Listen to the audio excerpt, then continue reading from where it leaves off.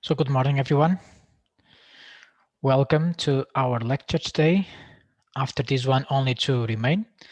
Thank you for joining today, and also thank you for watching later. And I hope you had a nice long weekend. And it's always a bit difficult to get back on track after these 3 days without lectures and major activities. And a couple of heads up before entering our lecture today. As you know, that feel free to drop some question and about the content of the lecture, about the structure, about the literature, or any other issue that you want to underline here. And what I want to first share with you is that you have your OLAT platform with all the relevant or the most relevant literature I could find at a given time for the subjects we are discussing.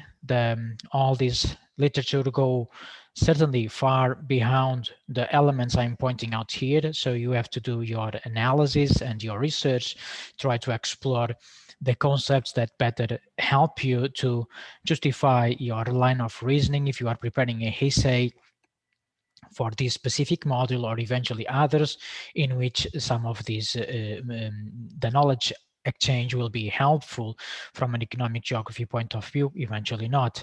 And I also created recently a folder called extra literature.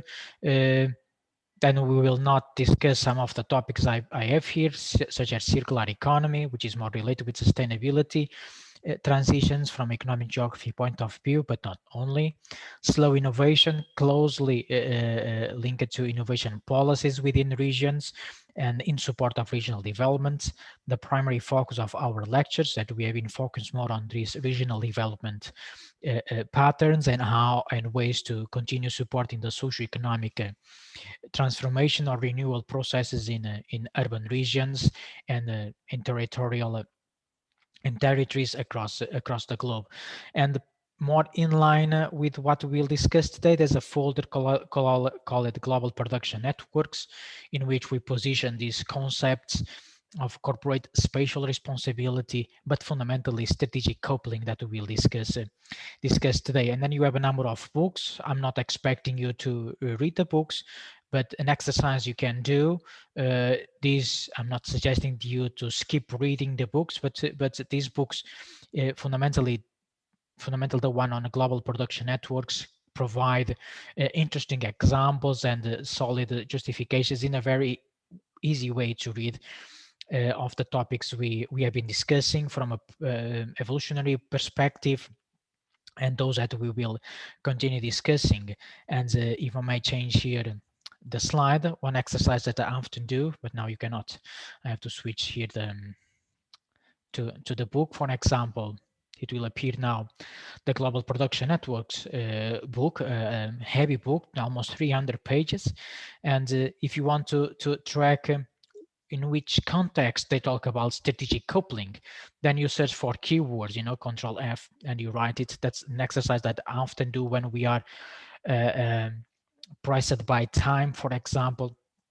So I see that, okay, they discuss here strategic coupling, but it's still in the beginning of the book. I want to go in depth. So they have a figure here. I can learn, understand something from this figure. Let me see. Then I try to go directly to the figure, a figure that I copy and paste to one of the slides, and they explain the strategic coupling linkage with regional development. So this probably is a relevant chapter.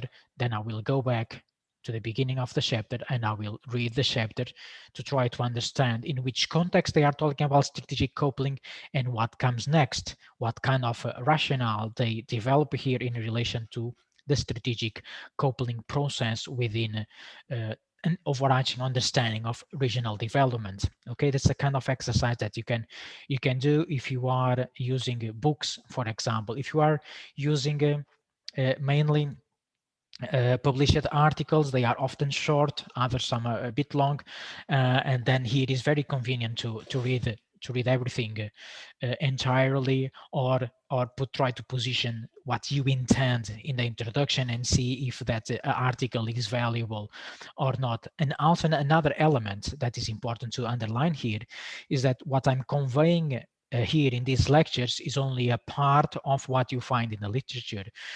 We don't have enough time to cover these topics and still pointing out all the arguments that exist in support of these concepts. And you know that some of these concepts, or most of them, they are socially constructed. They are the result of long-term research conducted by or research groups or specific individuals, specific researchers that decided to focus on a specific concept, and then they try to reframe and reconceptualize it based on current trends.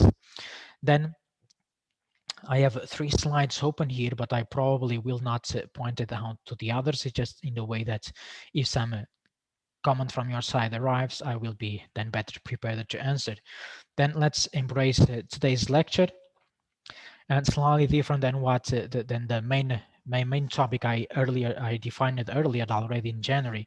So then I had to adapt a little bit. We'll recap previous lecture, which is connected to what I want to present and share with you, this corporate spatial responsibility, and then the strategic coupling, and the why I'm doing this, and hopefully at the end you will understand the main line of reasoning of this lecture and those before on place-based policies, for example, and strategic spatial planning. I'm still underlining here the role of the government or the role of institutions in the organization of the economic landscape and the role they play in the overall economic geography of territories. So we have elements in which the public entities, the public side of the governance play a role. Within the corporate special responsibility, you will see that the private actors, so the private side of the governance structures, they play a fundamental role in this organization of the economy in relation to not firm or industrial dynamics, but in relation to territorial dynamics, to regional development.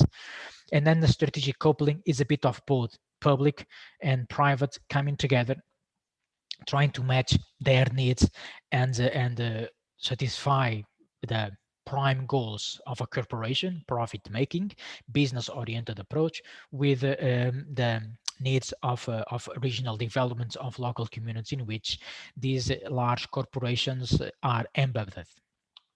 And then we have the two remaining lectures to touch two other important topics within economic geography and evolutionary economic geography.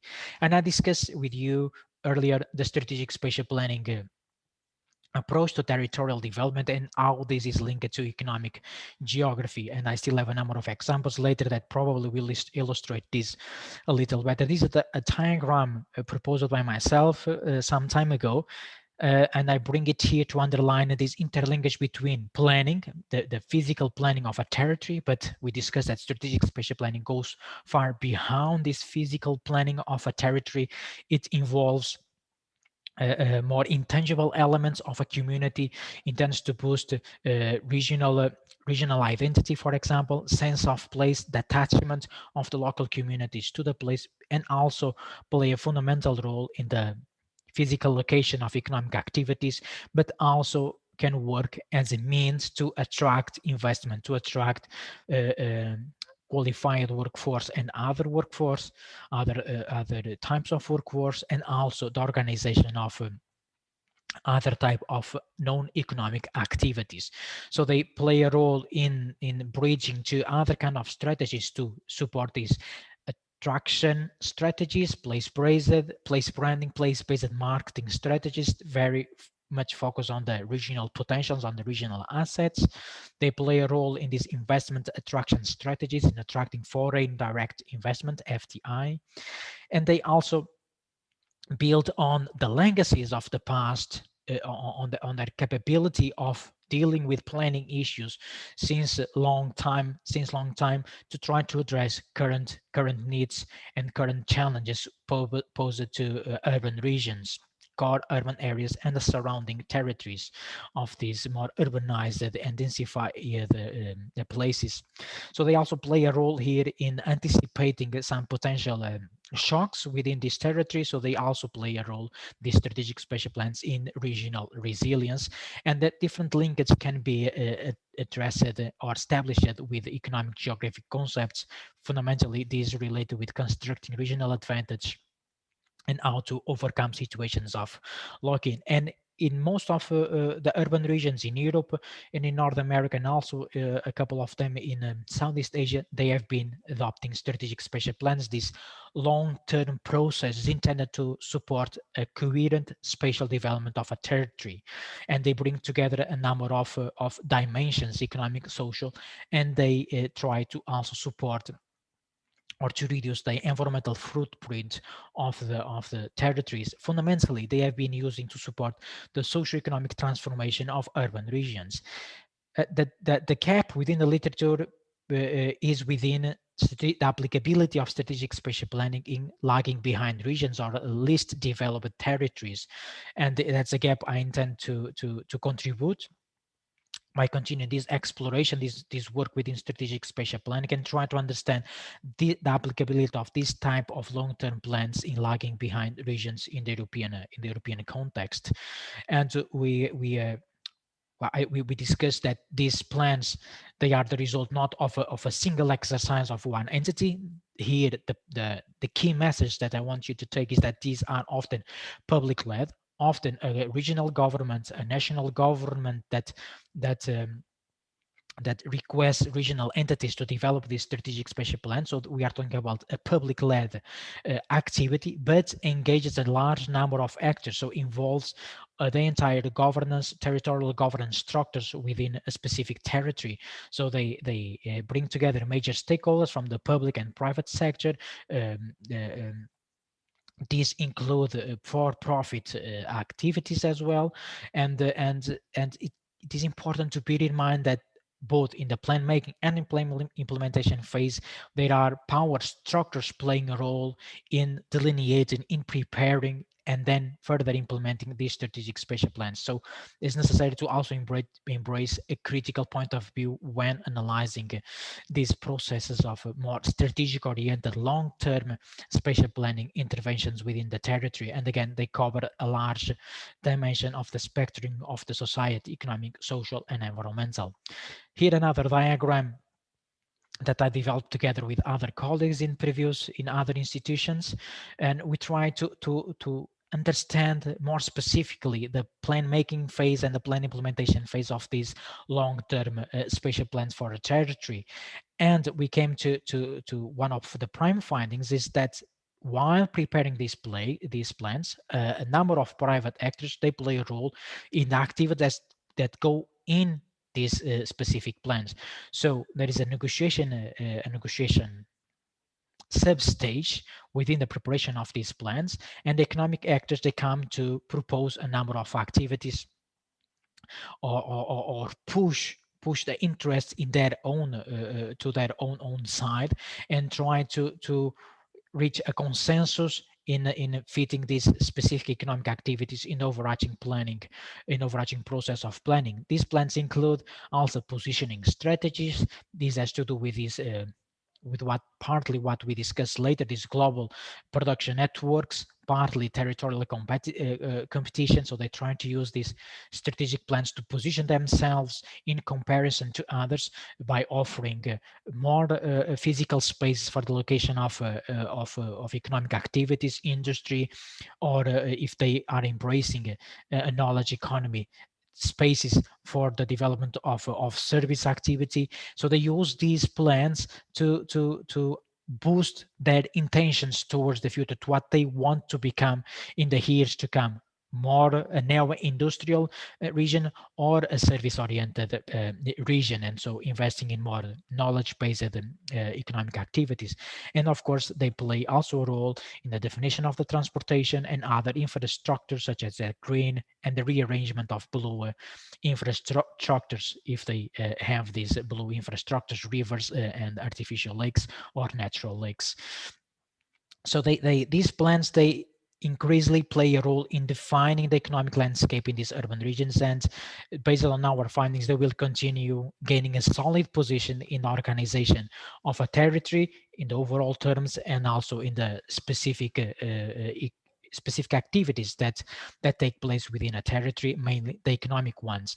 And also during the plan implementation, private investors, they also play a role in defining our projects, in founding projects, and again in using their capacity to influence the public authorities regarding the priorities or the elements that will be prioritized during the implementation. So there is a strong participation of economic actors in these strategic spatial plans. And altogether, this will impact how an urban region, the places where you live, where I live, how they will look like in terms of reality, and how they are organized, and in terms of transportation, what is the kind of priorities that they establish to the in the short and long term process. The plan implementation in most of the interesting cases, they are supported through action plans, let's say, ways of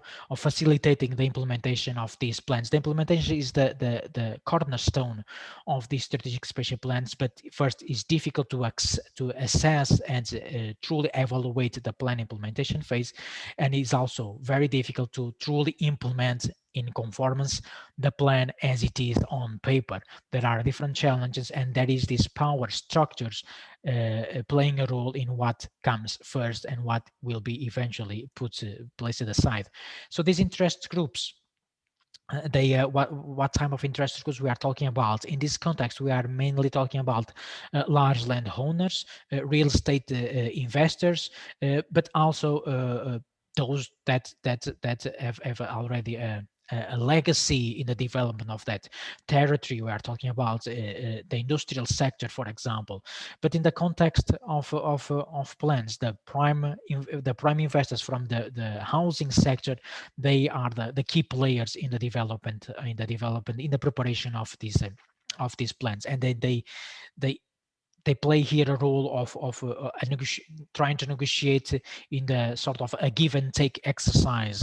And there are examples from our own research, for example, in the UK, where these real estate agents propose, for instance, the construction of a primary school in return of a parcel to develop a new housing complex. So this entails here a number of a critical dimension in this kind of a negotiation. So it's necessary to understand really who is winning and who is losing while preparing these strategic spatial plans. And what we see out there, we have to bear in mind that is not the result of a pure public land activity, but has been influenced by a number of private actors that try to place their interests at the heart of the strategic planning process. A couple of examples how these private actors interfere or influence or play a role in these strategic spatial plans. And we can place these interventions as part of economic renewal process, as influencing the socio-economic transformation, eventually job creation and job maintenance. Here, a couple of examples from the Nordic, in which in Copenhagen they play a role in the organization of the transportation system. So there's a lot of consensus building between the regional entity, the Danish Business Authority, in charge of preparing the finger plan for Copenhagen, this long-term planning for the urban region. They play a role in housing developments and in creating employment lands through the creation of new spaces or the renewal of old facilities, old industrial areas, all the transportation areas, mainly outdated railway structures, for example. They also play a role in defining green infrastructures, and these currently and in the years to come play a role in these regional attractiveness strategies, because workforce, qualified or less qualified, they are looking for places where they can balance their work with a daily life. So they are looking for regions that are capable to offering green infrastructures such as parks and other recreational spaces. And again, In some others, they play a role in regenerating these brownfields, these old industrial facilities, which then can pave the way to path creation. For example, they can then lead to the development of a new type of industry, or completely converting, entering a deindustrialization process and embrace a more knowledge-based economic development. And they also play a role again in the development of housing, and other parallel or complementary economic activities. And the same happens in Stockholm. So this is intervention of the private actors in these territories. One of the best examples, both in terms of plan making and plan implementation, in terms of the clarity of the process, and the that we considered, myself and some colleagues, as a very transparent and coherent process of territorial development, is the case of the Greater Copenhagen region. First and fundamentally, because they have a so-called consolidated planning practice, they have been dealing with this spatial concept that's is often applied in Germany. This spatial concept you find in several urban regions in Germany, for example. They have been embracing this development through the so-called finger plan since long time ago, and they still stick to this idea of developing Copenhagen, starting from the central urban area in where the central station is located, and they developed commuting trains or transportation corridors along these fingers. I'm trying to pointing out there, and all the economic activities. The first plan is to be placed in the immediate surrounding of the transportation corridors, and leaving the in between the fingers for the green infrastructures, because they embrace this understanding that offering green infrastructures plays a role in attracting people and business. So we touch upon a little bit this, in specifically within the finger plan, you read something like this: placing the right business in the right location. So they don't want the business to be located anywhere in the urban region, but they define, very much alike as other cases, they define where the business should be located by prioritizing the transportation corridors. Not only these commuting trains, they play a key role in the development of the urban region, but also cycling paths, as we'll see next. So this finger plan combines aspects of economic geography with aspects from urban geography, if you will. So they combine the development of transportation corridors with green infrastructures and availability of housing. So this is diagrams that support the further implementation of the finger plan. And this implementation, the entities in charge of this implementation will be mainly the municipalities.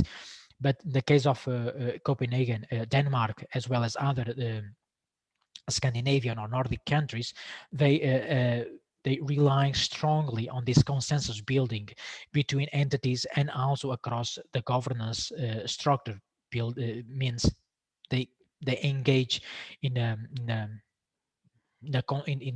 understandable way with the private agents and private actors of the urban region. And here, of course, more than 5 fingers, the cycling paths they developed, they follow the same concept of developments. The starting point will be the downtown area, where the train station is located, where all the commuting trains depart towards the periphery of the urban region. And they have been doing this for a long time, combining the development of the cycling paths with their main transportation corridors, defining how the urban region will be developed further on. So an interesting example, if you are more engaged with this urban geography and territorial planning dimension within the organization of the territories, of the society, and the economics, the activities that are attached to the regional developments. These plans, they also play a role in our positioning, as we point out in that framework, or also call it attractiveness strategies, strategies that are intended to boost their image, underlining their regional assets, tangible or intangible, in a way that helps them to position themselves in the competitive arena.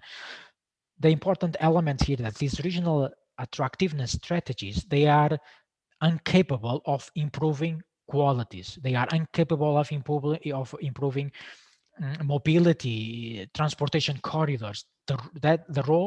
The strategic spatial planning will be in charge of improving these qualities. The regional attractiveness strategy, in which you can place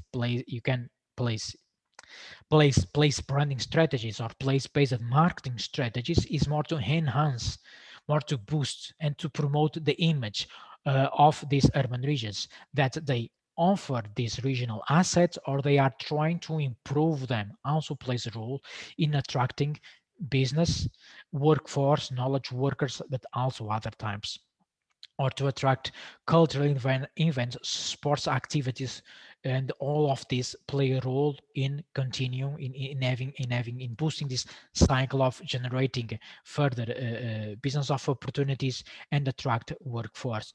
Some of these strategic plans, they invest more on improving the overall spatial quality of a territory by improving the infrastructure, hard and soft.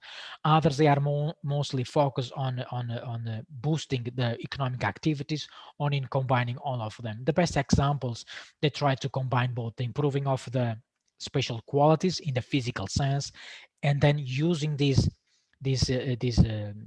means of improving the physical qualities to position themselves in comparison to other urban regions. Example from North America, a good example from Portland, the metropolitan area. They also work with this, instead of calling it strategic spatial plan, they call it the GROW concept towards 2040, in which they combine these elements of improving the physical condition of the territory with goals more oriented to economic prosperity and competitiveness. So they try to combine the development of multimodal transportation, or they argue that these play a fundamental role in the growing for the growing of the regional and the state economy, in this case of the Oregon state. In the objective 2.5, they underline the need of attract new business in a way that can retain workforce, create new jobs, and retain the workforce in this specific urban region. So there is a combination of traditional planning approach with more competitive, more business oriented approach within the planning process. Two other examples, one from Vancouver, another one from Berlin. The Berlin case, this urban development concept 2030, tries to underline the capacity of the Berlin urban region in attracting qualified workforces, new business, and in new institutions, and offering young entrepreneurs and other potential investors the right conditions to launch their startups. This is, you bear in mind, this is on paper. In reality, the implementation is very challenging. And that's why in this diagram here, together with my colleagues, we decided to make a distinction between the plan making and the plan implementation. Because one thing is presenting to us citizens, not as a researcher, as yourselves as citizens, to present on paper and with very nice diagrams the intentions towards the future. Another is to implement this in a specific context, and for this to take shape in Berlin or elsewhere, it requires a wider engagement of key decision makers. They per se, this development plan will not bring about any specific change in terms of generating new startups in Berlin, but they need a stronger engagement with many other actors to go from these interesting ideas from paper to the reality. Critics, more from the critical urban geography, they point out that this process of strategic spatial planning can be considered as a neoliberalization of the planning process, and brings also a lot of contradicting arguments regarding, for example, housing affordability. Often in these urban regions that they engage with strategic spatial planning, they then implement these place branding strategies to enhance and to communicate what they are doing or to communicate their potentials.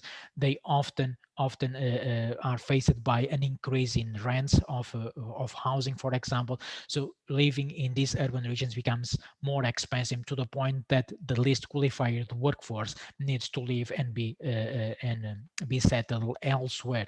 Although they are still offering jobs, not all the jobs will be not all the population will be able to reach one of these jobs. So a number of critics attached to these strategic spatial planning processes within urban regions.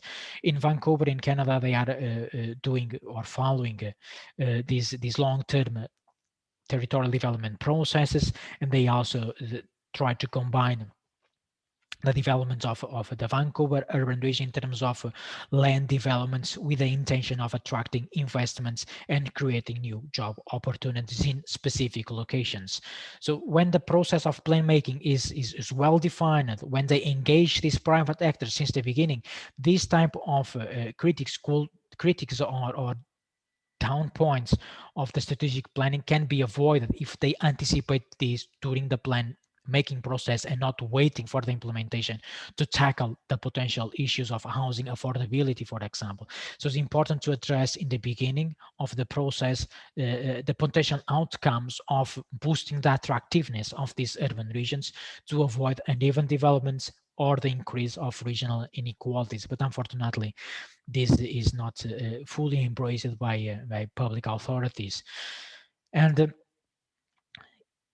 aligned with this regional attractiveness, this is also a question about discourse. In Europe, this place branding is more rooted within urban regions or at the national or regional level, and also at the city level. In others, they simply call it attractiveness strategies or positioning strategies. So across the literature, you will find these different types of terminology, but the overarching goal in the end is to attract business and people.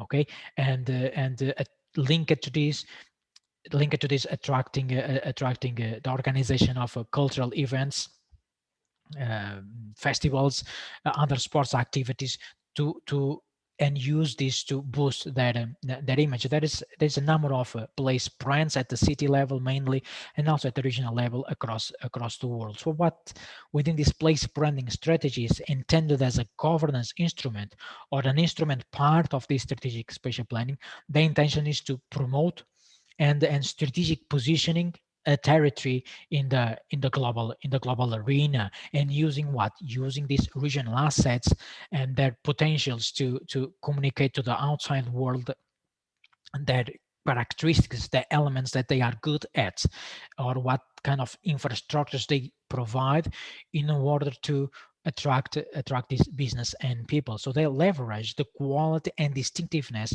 of their urban features. You find this terminology in the literature, or the regional qualities, the spatial qualities, the quality of infrastructures, the connectivity, housing availability, primarily, not necessarily the affordability, housing availability, and the availability of cultural assets. And fundamentally today, and certainly the years to come, because of this preoccupation towards the environment, offering also landscape amenities. I'm talking about green infrastructures. All of these play a role in creating dynamics within the economic geography of a territory. So trying to summarize the past lecture and paving the way for what comes next, the governance here plays a fundamental role in organization of the territory in economical terms, and also in the social and environmental aspects.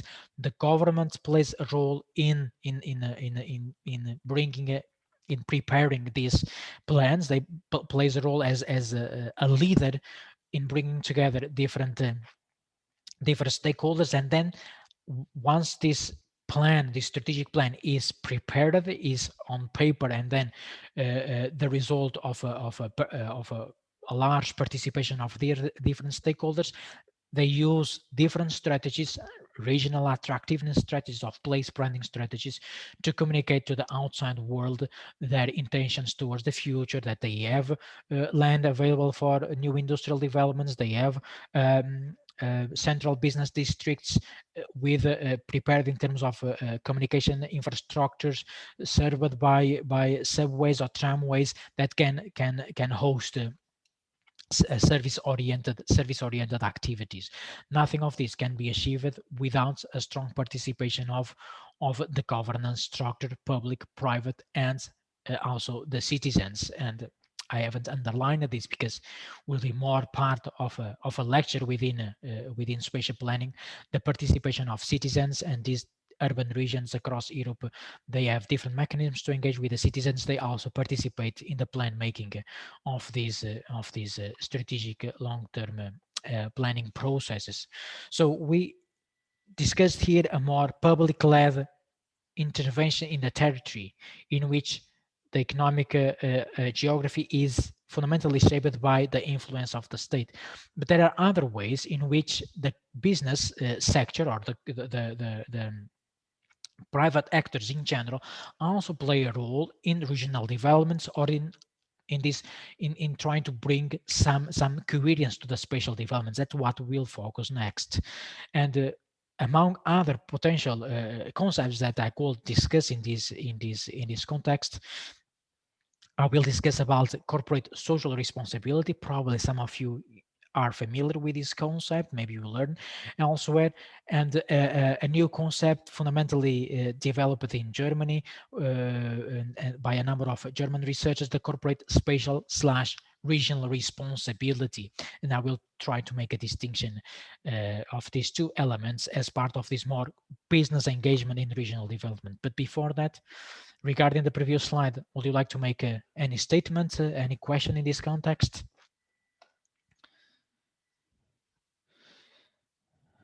Not at all at the moment? Okay, so because we have only 9 participants in the live lecture, so if you listening later at home, if you have some question, don't hesitate to reach out to me I via have a via question, email. or I would like to add something. Yes, please. Do airlines also affect the marketing of a region or of a country, like Airlines. Emirates or Turkish Airways and so on? Mhm. Yeah, those that you mentioned, they as far as my research allows me to speak, they play a role in defining their national brands. They mainly work primarily the Emirates with national brands as well as Qatar. They play a role in this definition of the place branding strategies and okay, this is the type of research that I'm not involved, the more psychological perspective within place branding. So I'm more concerned in taking this place branding as a strategic spatial planning instrument. But other researchers, they try to understand also the psychological elements of these place branding strategies. The image of these airlines, they play a role in the overall in mirroring. I don't know, it work as a mirror of the territory of origin. And well, there's another type of literature that is more related with a country of origin effect. So if you are interested in exploring this, you may need to engage with the literature on country of origin effect. This is often the case of wines. There's a Champagne area, wines from northern Italy or wines from northern Portugal. So they play a role in contributing to the image of the country or of the region. And the same goes for the airlines such as Emirates and Turkish Airlines. That's why when there are some tragic events involving airlines, there is always some kind of a rebranding process involving the airline, but also the own territory. They indeed play a role, and some of them, they are really engaged in the preparation of these place branding strategies. It's important to underline that most of these place branding strategies that you see here, uh, this part of the critic, they use some kind of color or layout, but please bear in mind that a place having a logo or a catchy tagline, Incredible India or others, does not represent a place branding strategy. A place branding strategy goes far beyond the definition of a logo or a catchy slogan. It requires to have very solid pillars on the regional assets, uh, how to get there, the founding schemes as well, and what type of partners are engaged to support the operationalization of a branding, and the headlines, they play a role. Another element that I want to point out here in terms of critique is that what happens is that the one size fitting all approach often happens with these regional attractiveness or place branding strategies. So there is a lot of copy and paste behaviors in terms of regional branding. But again, this should be a very much place-based activity, using the success of IM Amsterdam in other cities without paying attention to the local needs will just lead to uneven development and increased regional inequalities.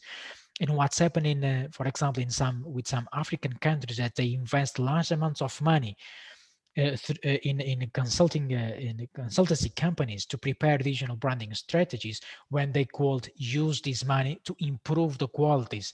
So they do the process in the opposite direction in comparison to what the critical literature points out. Instead of preparing the territory through planning to be able to offer to then communicate it, they start by communicating it, and then they eventually will improve it later. But in theoretical terms, the literature suggests that first is necessary to improve the territory, improve its assets, and fundamentally provide local communities with their prime needs.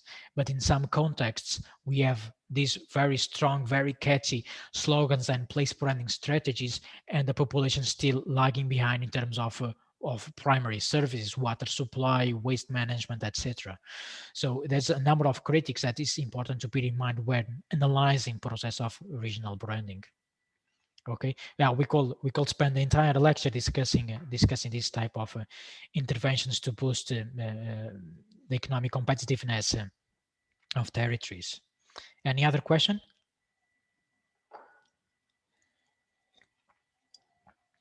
I think a good example for your critique was the World Football Cup in Qatar in 2022.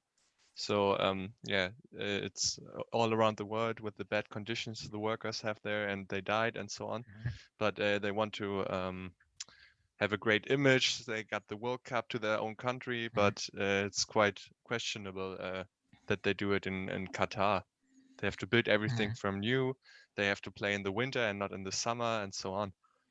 And an example how private actors, in this case not public and private, because the public sector in the Qatar also is playing a fundamental role, but their economic power or their financial capacity is playing a role in securing the organization of this event, and they intend to use it to shape their image of a more conservative country. They want to use the organization of the event to place themselves in this global arena of production networks and tourism destinations as well.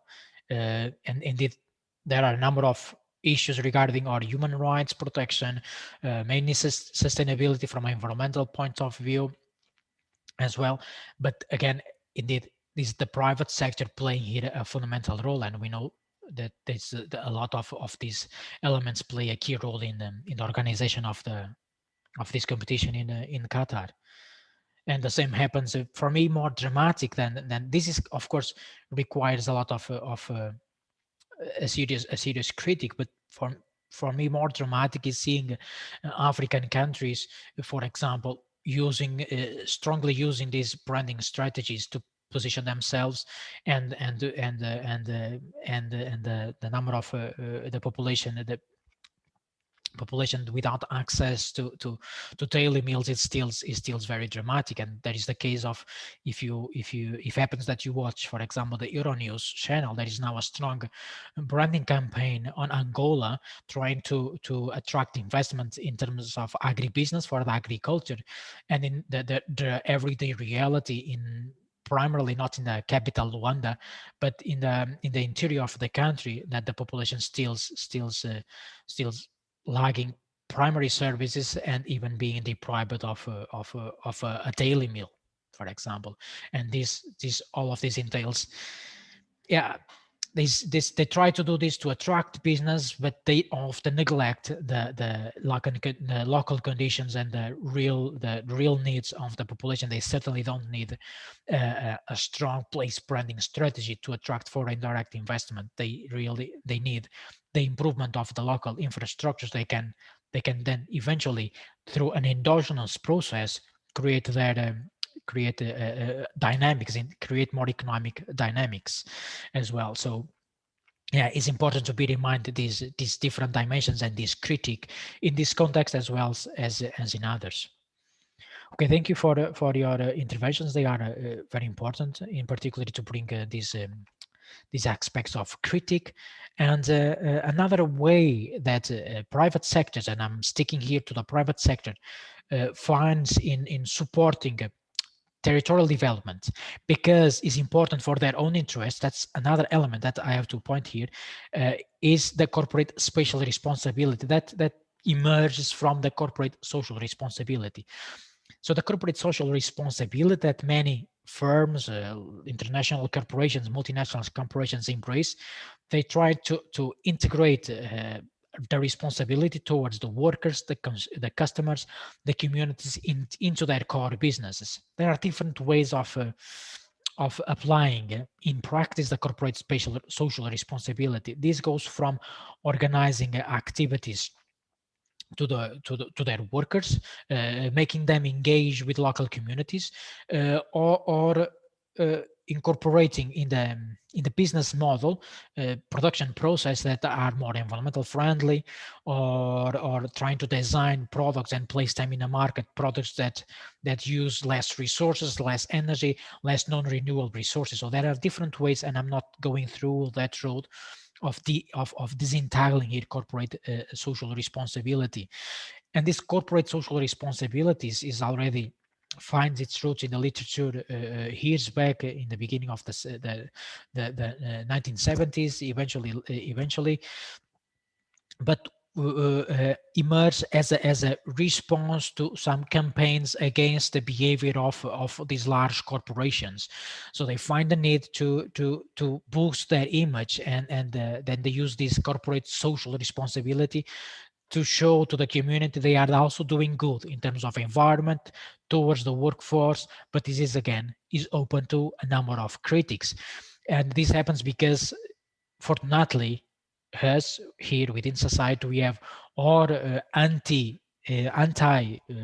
something events, or we have critical journalism pointing out the less ethical behavior of these large corporations. So in a way to respond to these critics from the outside world, these corporations, from small firms to larger ones, they invest in this corporate social responsibility towards the workforce, towards local communities, or towards the environment, by organizing events or by incorporating different, ideally more sustainable processes in that supply chain. The corporate spatial responsibility is slightly different. We are talking about a voluntary commitment of enterprises, of the business sector, in supporting the spatial development of the territory where they are located. And here is what is important to underline, is that enterprises, they do this because it's beneficial for their businesses, and they do this to the extent that does not contradict their business model. That's what I try to underline here. They engage with this corporate spatial responsibility to the point that they can continue developing their business model and seeking profit, and they understand there is a strong commitment of these firms, that having a coherent development, a sustainable, secure and sustainable development, for example, within a territory, plays a role in their image and in how they can then conquer different markets, in terms of consumers. So there's a voluntary engagement of firms, of enterprises, of industrial sectors in the spatial development of a territory, and often they do this through the participation or the strong engagement in within strategic spatial plans, if there are these kind of planning processes within their region. So the corporate social responsibility, I placed it as a more business approach. So they try to boost that advantage in the business sector by supporting, by organizing events towards the workforce, by boosting the spirits of the employees. They eventually, some of them, they engage with more risk management. They try to differentiate their brands by using these different type of events to boost their reputation and their brand attractiveness. The critic, again, this we can place us in the discussion within greenwashing effect. So it's necessary to really go at the bottom of the true aims of a corporate social responsibility intervention, initiative, strategy, whatever you want to call it, because we can be talking about a greenwashing. They because to satisfy shareholders or respond to these critics from critical media, they develop very attractive corporate social responsibility plans, but in the end, what they truly offer is again more of the same as business as usual, and not without providing a clear alternative in terms, for example, reducing the environmental footprint of their production process. And I found when I start reading about the corporate spatial regional responsibility, I found it very, very interesting because also aligns with my previous research. I start finding a linkage between how territories could look like through an higher engagement and wider engagement of different actors within a territory beyond a more formal planning process. In this case, we are talking about a more informal arrangement that intends to boost the qualities of the territory. Hopefully, with examples, this will become clear. And I also start finding a possible linkage between planning, physical planning, and also concepts within economic geography. Talking about corporate spatial responsibility, we can build lines of reason with innovation policies, with place-based approach. These approach that they are focused on enhancing the qualities of a territory that can then boost innovation process, and of course plays a role within the overarching governance of a territory.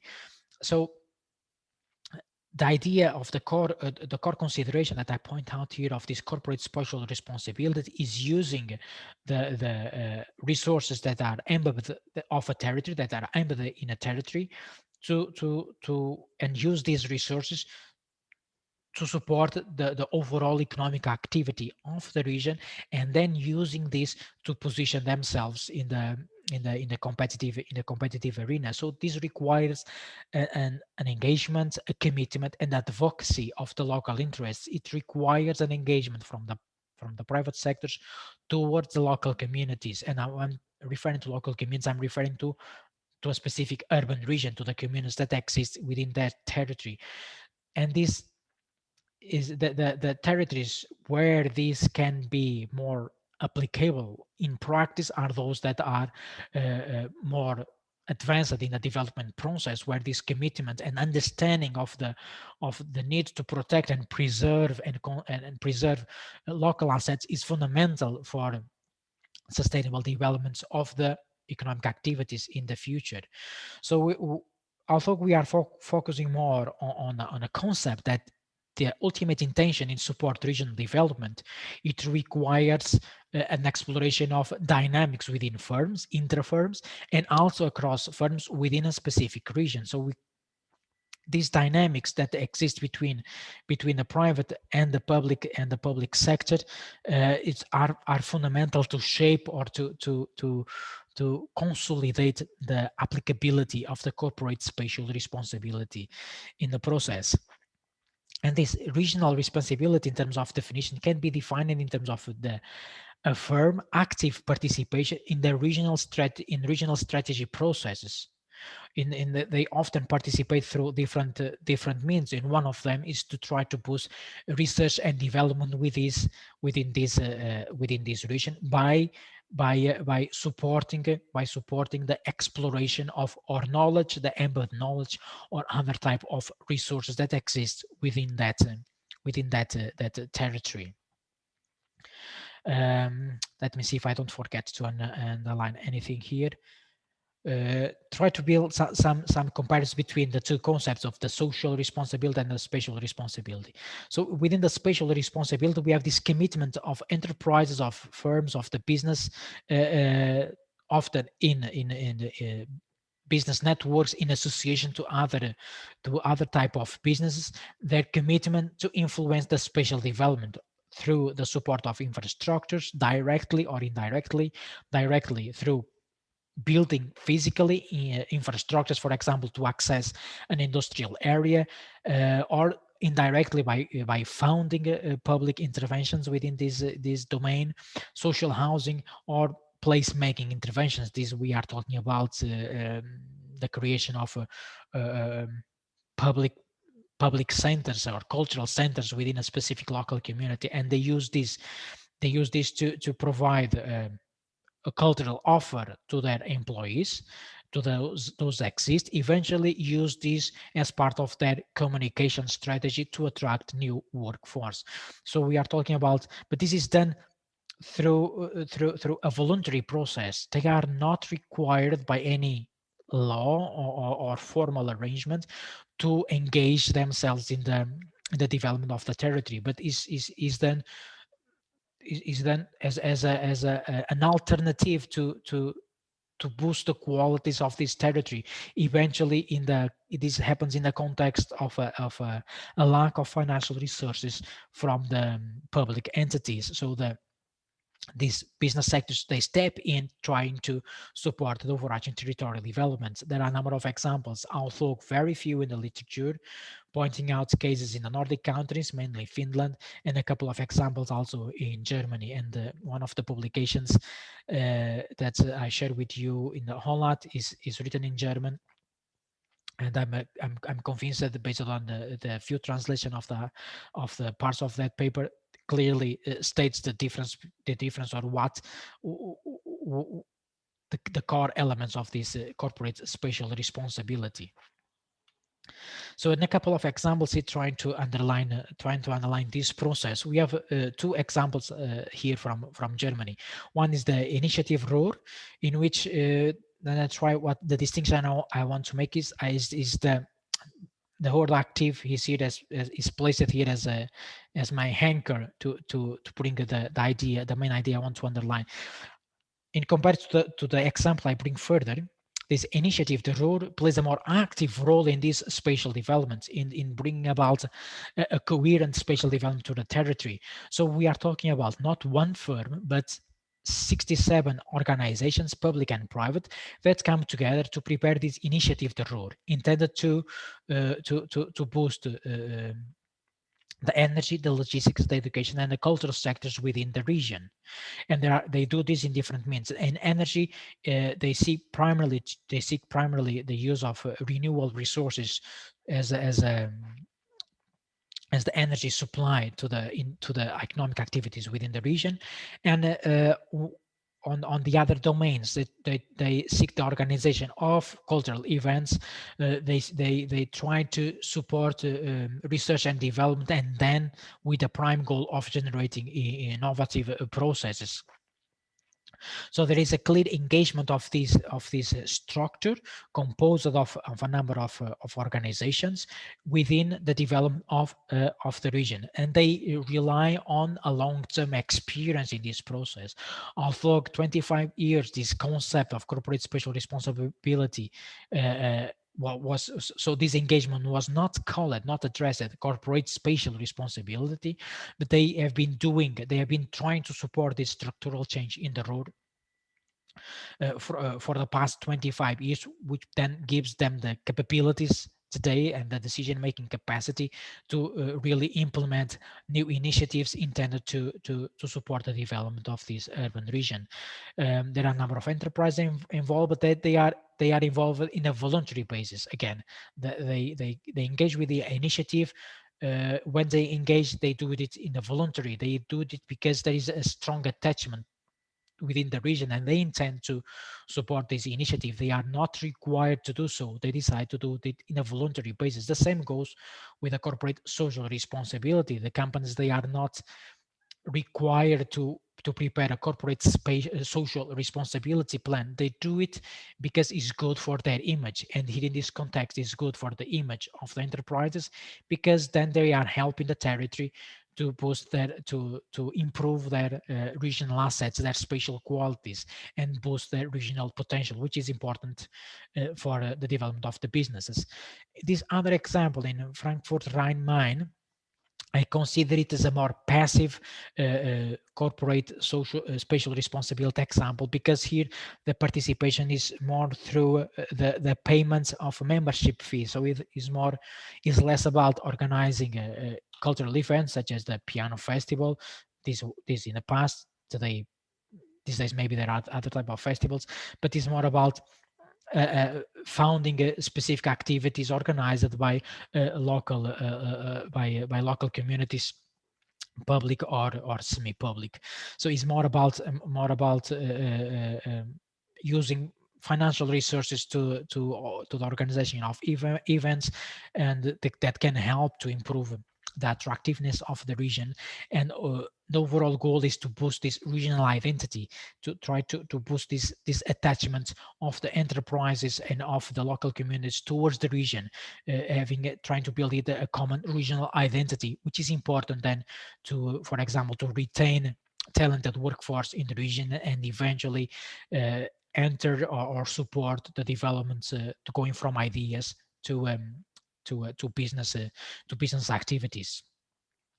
So some kind of conclusions here to step towards the last part of the lecture is important. From economic geography point of view, this corporate social spatial responsibility is in a strategic investment in the territory. So they understand this engagement with the development of a territory as a strategic process is important for their business model to be placed in a region that benefits from an attractive image, not only in terms of communication terms, not only in a sort of layout or design of the brand or the catchy slogan, but offering concrete, well developed structures within that territory. These enterprises, they understand that offering these quality infrastructures is fundamental for their business, for sustaining their business and continue entering this cycle of attracting further business, developing innovative processes, attracting talented workforce. So they understand that for them to achieve these patterns of development, they need to engage in supporting the development of the territory. So it's important for the regional competitiveness. And some of the examples in the literature, they also point out that some of these enterprises are engaging with this corporate spatial responsibility because of also they intend to enter the path to operationalize this as part of the sustainable development goals. So the based on my readings of the literature, I start finding this corporate spatial responsibility more an exercise of cooperation between public and private. Although the genesis of the concept tells us that this is the result of voluntary intervention of enterprises, but when we are talking about sustainable development, operationalizing the sustainable development goals, addressing the grand societal challenges that we talk about in our section lectures, requires also a strong engagement with the public sector. So we cannot have a pure corporate spatial responsibility from the private sector, but the result of a cooperation between these entities.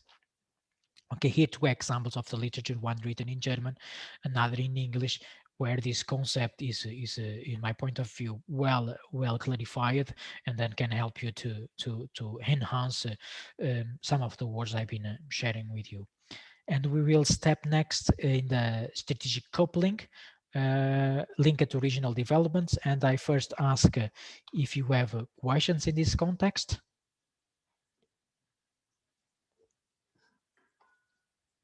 Are you familiar with some kind of engagement from this network of firms in planning processes or in overall territorial development?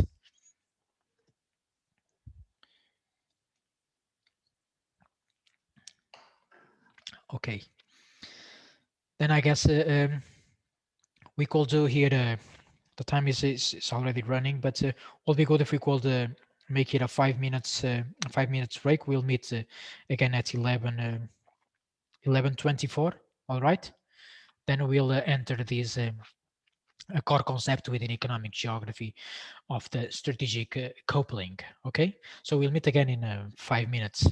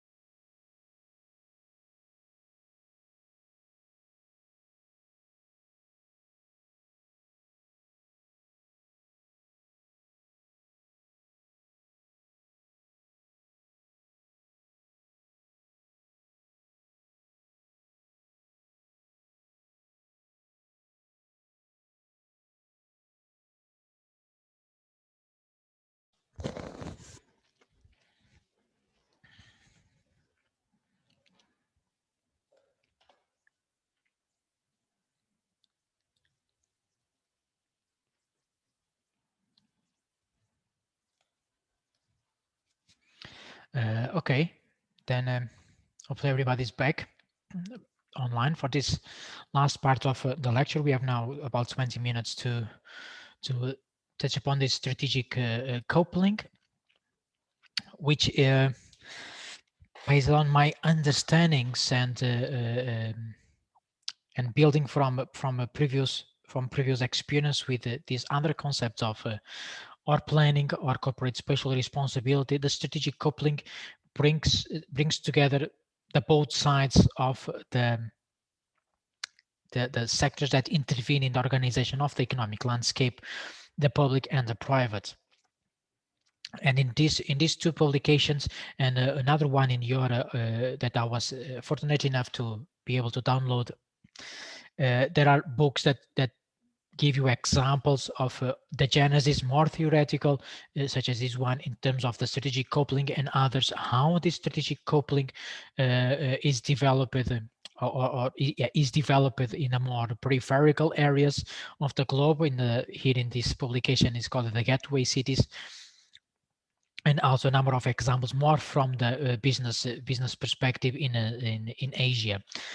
So two publications important if you want to understand the role of global value chains in the production processes, and how firms engage with the territories behind this strategic planning and corporate special responsibility. So some of the questions on the background of these global production networks and the concept of strategic coupling. And first, we have to understand that this discussion exists because we are in the globalized world in terms of social dynamics, economic dynamics, as well as the environmental impacts of the activities. They are global. We can no longer specifically take these issues at a localized scale. We may embrace localized approach to tackle them, such as place-based, maybe smart specialization, as we'll discuss next Thursday, but the issues are global. And so when we discuss this strategic coupling, we need to embrace this globalization of the economy, globalization of the markets. And some of the questions that are often pointed out in this discussion is how these multinational corporations or transnational corporations, essentially corporations that they have their headquarters in one place, but the activities are all over the world, how they are able to engage to be embedded, to successfully be embedded within local economies, within local communities.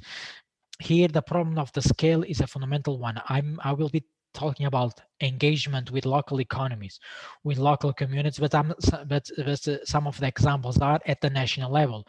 We'll be discussing about the engagement of one large large corporation in China, for example, and here the local will be China. In other cases, the local are regions, others are urban regions. So we have different type of potential, different types of domains of research when we are talking about global production networks and the strategic coupling within the global production networks. And also other questions is how in the context of financial crisis, this embeddedness of large corporations in local economies, within local communities, play a role in addressing or in overcoming the negative sides of global financial crisis, for example. To what extent that roots within a local economy are helpful to sustain them in the market, or to completely reshape their activities, going from industrialization process to a service-oriented one, to embrace new technology in the industrial process. All these elements that we also have been discussing along the path dependency, and how to then overcome lock-in processes. But more specifically, if we are looking for a definition, strategic coupling refers to this interaction and integration between multinational corporations' embeddedness and local industrial networks. This is about that integration, to the extent they engage, they commit themselves to the local economies. In these local economies, understood also the local industrial networks that exist within that local economy, which then results in the creation of connections between the two, and eventually could lead to generation of a new industrial ecosystem within that local economy, within that territory. So we are talking about interaction and integration of multinational corporations within a specific territory, and the local in local industrial networks that exist within this specific territory.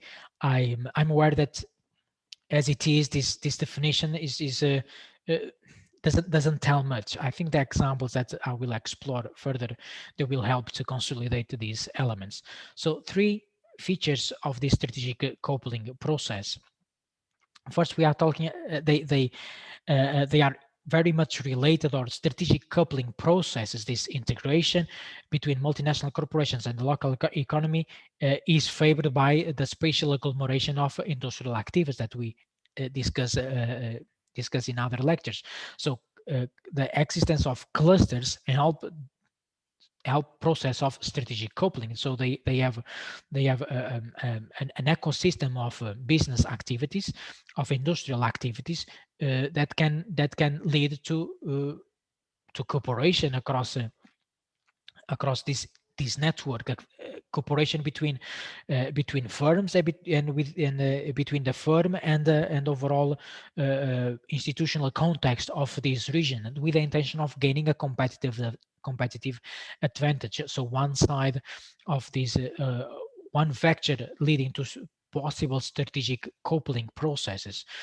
Another one is that they take advantage of a high-end industry chain. So they establish a strategic coupling with the intention of position themselves in a more high-end part of an industrial chain. So eventually we have firms that are producing more low value products, for example, and then at some point of their business model or their growing process, they intend to reach to start producing more high value products, and then they establish strategic cooperations. They try to establish strategic links and mutual cooperation with other firms within the region and with regions within institutions of that region to try to reach these high ends. In other cases is more a symbiotic cooperation, where they understand that if they engage strategically with other firms within the region or within institutions, and I mean institutions here primarily research and development entities, they will reach a win-win situations. So there is some sort of a more organic process of building a strategic ties between firms and between firms or within firms, and between firms and the region. And I'm stepping already in the example because I could be bringing to you different kind of definitions from the literature, and will be probably I will be repeating myself and not giving you anything in concrete about this strategic coupling, which is about, again, I underline, these exchanges in terms of cooperation in different domains between large corporations and the locations where they are placed. One of the example that this publication underlines, they underline two examples, like case of Siemens in China and Huawei, I don't really know the correct pronunciation, in Europe. There are some similarities within this strategic coupling of these two large corporations, but also some important definitions, some important differences in them. So let's focus first on the Siemens health care sector of the Siemens activity. So this publication discussed the Siemens embedness strategy in China, and they underline that the embeddedness of Siemens in China is in line with the Chinese policy reform and the opening up of the healthcare and the opening up of the economy of China, and the reformulation of the healthcare in the country.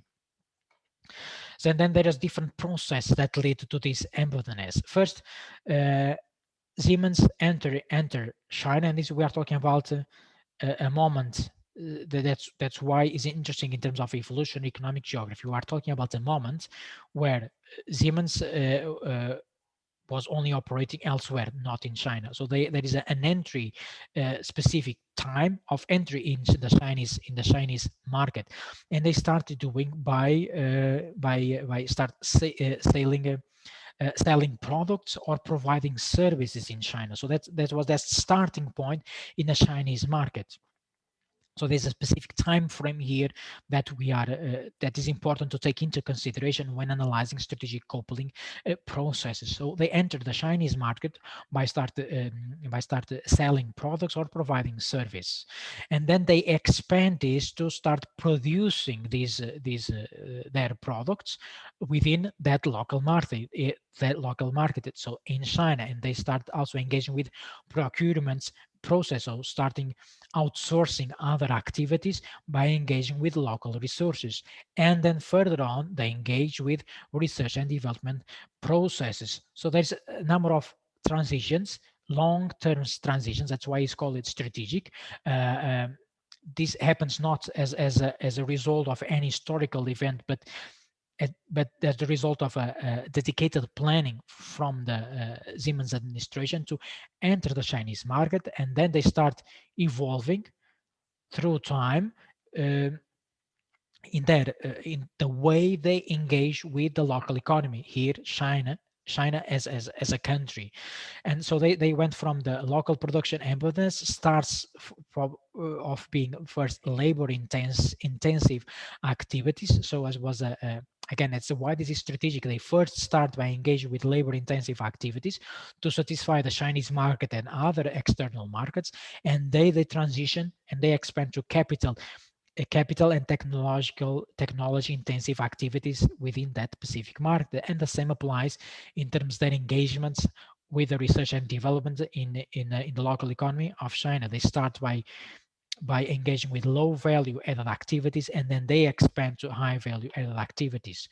So these authors, the author synthesized this in a theoretical in a theoretical in a theoretical framework, and they expand this framework to an empirical one. So there's a process of this embeddedness of Siemens in the local economy and the way they start establishing that cooperation with the local economy. So there is a moment of evolution in terms of that strategy of entry in the market, China, in the local economy of China. They start first by exploring the market. It, when I was reading this, well, some time ago, and then yesterday, for example, I found this a very organic process. Of course, we can question. Well, Siemens, they have a solid experience in the European market and also in the North America, so they wouldn't just step in the Chinese local economy, highly competitive with a number of suppliers in the healthcare sector, by jumping in directly and start establishing different kind of cooperation protocols with local enterprises and building on the building cooperation dynamics with local institutions. They start by exploring the potential of being embedded in the market. They start building strategic links with different industrial networks within the local economy and involving public and private sectors, and then they enter a more strategic coupling process, a more organized, more formal process of embeddedness of their needs into the local economy by taking advantage of the resources that exist. The the element the element that helps to differentiate strategic coupling from other concepts is that theoretically the strategic coupling implies that an enterprise, let's say Siemens, by doing this, by embracing a strategic coupling or the embeddedness in the local economy, they intend to satisfy their needs, business oriented. In the same way, the local economy is keen, is open to this strategic cooperation linkage with the enterprise, because also satisfies part of their needs, not only in terms of absorbing labor or creating employment opportunities, but also providing the products or the services. So there's some organic, again, organic, or a logic of evolution, evolution of an enterprise within the local economy. And in this case, the strategic coupling tells that, in theoretical terms, that both benefit the enterprise and the local economy. And they also respect here a dimension. They start by an economic embodiness, start by providing service, selling products, and they expand to engage in more technical, with the technical side, by exploring the advantage of the linkage with research and development institutions in China, to a more institutional embodiness. And we will see examples further. The same goes for that geographical embodiness. They start first by second tier cities to start conquering other parts of the territory, now to the point that they are covering all the territory of the local economy, from medium-sized towns to large cities, and even villages. So this here is the empirical based diagram that explains this co-evolution um, of Siemens within the local economy of China. And I underline here the phase of strategic coupling that happens from 2006 to the present. And here there is an important element that's I often call your attention. So when you are embracing an evolutionary economic geography approach to a certain subject, it's important to establish a time frame. So okay, this author established that their exploratory embodiment starts in 1982, when Siemens started entering in the Chinese market through this exploratory embodiment. So there is a starting point, and they do this analysis through time, and how the type of activities they engage it. And it's also important to look what is going on from in the public side. In 2006, there they start entering a strategic coupling phase, because the Chinese government officially launched the new healthcare reform. So there is there was a public-led incentive or initiative that led Siemens to enter a more strategic coupling process. This is defined, or let's disentangle this strategic coupling. Start buying not start by engaging in more directly with more with institutions in the local economy, by engaging more in a more active manner with research and development, start using more local resources for the production and distribution of their equipment, focus on the health sector, healthcare sector. So they start within this after 2006. Then when they enter the strategic coupling, they engage with more high value added activities. They start developing the science park. So they went from a process of pure commercial exchange to cover the entire supply chain by relying on the resources of the local economy. So there is also a deeper spatial embodiness. So they start creating more stronger roots within that local economy. Okay, this is one example, and to is can lead to some generalizations, but generalizations are often dangerous in this context, because there is a local understand as a Chinese decision that influenced the Siemens to start a more strategic cooperation with the local institutions, to the point of establishing other kind of protocols of developing from scratch their own products in the Chinese in that local economy, in the Chinese economy. So I pointed out here there was a state intervention that paved the way for Siemens to solidify the position in the Chinese market. You remember that we talk about this also in other contexts. For example, as in the genesis of entrepreneurial regions, the role of the state.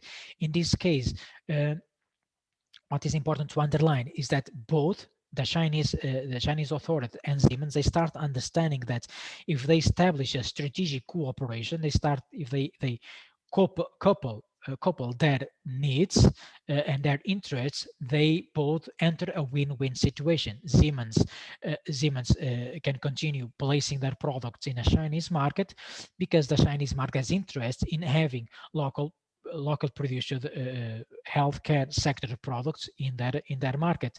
And fundamental here was the 5-year plan of the Chinese government, the strategic plan that clearly paved the way, solidify or gave the pillars to Siemens to position the enterprise in the Chinese market. And now they develop the cooperation protocol towards the future. So there is now a solid relationship between the enterprise and the local economy, or between the enterprise and the Chinese government. It's a number of results. They increase the sales of products. They increase also the investment in terms of research and development. They start developing only based on Chinese research different products. And then now 80% of the components of Siemens medical service are manufactured in China and are from China. So this is the result of a long-term process that start by very elementary economic activities, delivering services or providing services, selling products, to a more established embeddedness in the territory. That's what the strategic coupling concept tells us. And I guess we are now running out of time to underline the example of an opposite example of embeddedness of multinational corporation in Europe that entails other elements that are important to underline here, and I will bring it in the beginning of the next lecture on Thursday. We reached our time. Do you have any question?